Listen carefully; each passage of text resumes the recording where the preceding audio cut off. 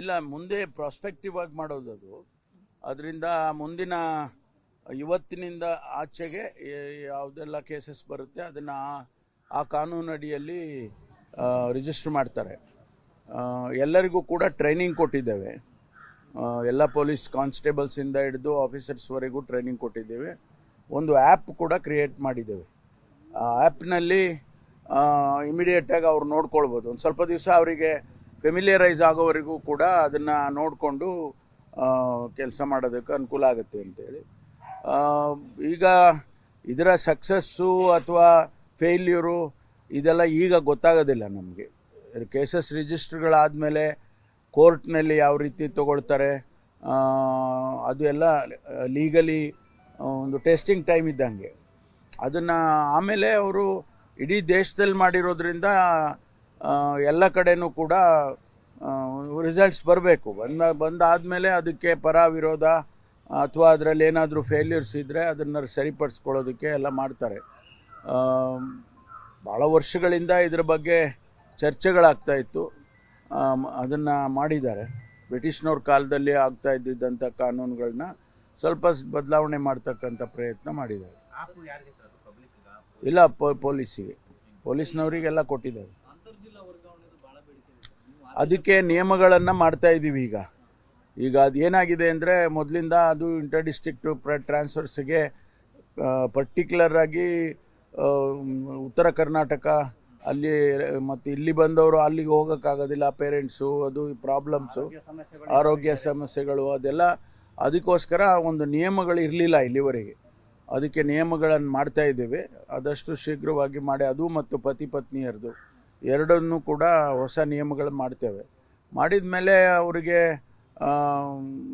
ಅವ್ರ ರಿಕ್ವೆಸ್ಟ್ಗಳನ್ನ ಕೊಡ್ಬೋದು. ಅದನ್ನೇ ನಾನು ಹೇಳಿದ್ದು, ಕಾನ್ಸ್ಟೇಬಲ್ಸಿಗೆ ಸಂಬಂಧಪಟ್ಟಂಗೆ ಸಬ್ ಇನ್ಸ್ಪೆಕ್ಟ್ರದು ಅಥವಾ ಇನ್ಸ್ಪೆಕ್ಟರ್ಸ್ದು ಏನು ಪ್ರಾಬ್ಲಮ್ ಇಲ್ಲ, ಓನ್ಲಿ ಕಾನ್ಸ್ಟೇಬಲ್ಸ್ದು ಅದಕ್ಕೆ ನಿಯಮಗಳು ಮಾಡಬೇಕು. ಮಾಡ್ತಾಯಿದ್ವಿ. ಮಾಡ್ತಾಯಿದ್ವಿ. ನಾನು 2-3 ಬಾರಿ ನಮ್ಮ DG ಅವ್ರ ಹತ್ರ ಚರ್ಚೆ ಮಾಡಿದ್ದೇನೆ. ಮೊನ್ನೆ ಕಳೆದ ವಾರನೂ ಕೂಡ ಅದ್ರ ಬಗ್ಗೆ ಡಿಸ್ಕಷನ್ಸ್ ಮಾಡಿದ್ದೇವೆ. ಮಾಡಿ ಅದನ್ನು ಒಂದು ಸಾರಿ ನಿಯಮಗಳಾದಮೇಲೆ ಅದಕ್ಕೆ ಎಫೆಕ್ಟ್ ಕೊಡ್ತೀವಿ. ಸರ್ಕಾರದ ಭವಿಷ್ಯದ ಬಗ್ಗೆ ಮಾತಾಡ್ತಾ ಇದ್ದಾರೆ. ಸಿ ಟಿ ರವಿ ಅವರು ಟೆಕ್ನಿಕಲಿ ಸರ್ಕಾರ ಸ್ಟ್ರಾಂಗ್ ಇದೆ, ಆತ್ಮವಿಶ್ವಾಸದಲ್ಲಿ ವೀಕ್ ಇದೆ ಅಂತಾರೆ. ಬೊಮ್ಮಾಯಿ ಅವರು 1 ವರ್ಷದಲ್ಲಿ ಚುನಾವಣೆ ಬರುತ್ತೆ ಅಂತ ಭವಿಷ್ಯ ನೋಡಿ, ಅವರವರ ವ್ಯಾಖ್ಯಾನಗಳು ಒಂದೇ ಥರ ಇರೋಕ್ಕೆ ಸಾಧ್ಯ ಇಲ್ಲ. ಈಗ ಅವರಲ್ಲೇ ಈಗ ಬೊಮ್ಮಾಯಿ ಅವರು ಒಂದು ರೀತಿ ಹೇಳಿದರೆ ರವಿ ಅವರೇ ಒಂದು ರೀತಿ ಹೇಳ್ತಾರೆ, ಮತ್ತು ಅವರಲ್ಲೇ ಹೊಂದಾಣಿಕೆ ಇಲ್ಲ. ನಮ್ಮ ಬಗ್ಗೆ ಏನು ಮಾತಾಡ್ತಾರೆ ಅವರು? ಅಭಿವೃದ್ಧಿ ಕಾರ್ಯಗಳು ಆಗ್ತಾ ಇಲ್ಲ, ಇವರು ಫೈಟ್ ಅಲ್ಲಿ ಇದ್ದಾರೆ ಅಂತ DCM ಫೈಟ್. ಯಾರು ಹೇಳಿದ್ದು? ಯಾರು? ಅವ್ರು ಹೇಳ್ತಾರ್ರಿ. ಅವ್ರು ಹೇಳೋದೇ ಅವ್ರು ಹೇಳ್ತಾರೆ.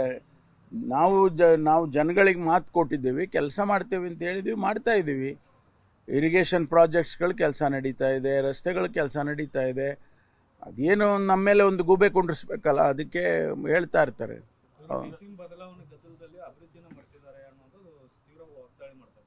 ನಾವು ಯಾವ ಅಭಿವೃದ್ಧಿಯನ್ನು ಮರ್ತಿಲ್ಲ.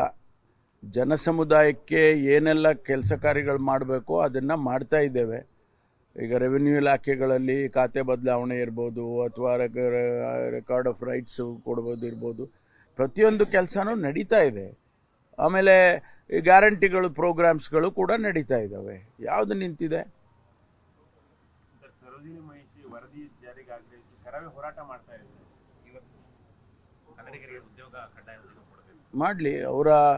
ಅವರ ಉದ್ದೇಶಗಳು ಚೆನ್ನಾಗಿದ್ದರೆ ಅದನ್ನು ಸರ್ಕಾರ ಗಮನಿಸುತ್ತೆ. ಅವರ ಉದ್ದೇಶಗಳು ಸರಿಯಾಗಿರ್ಬೇಕಲ್ಲ.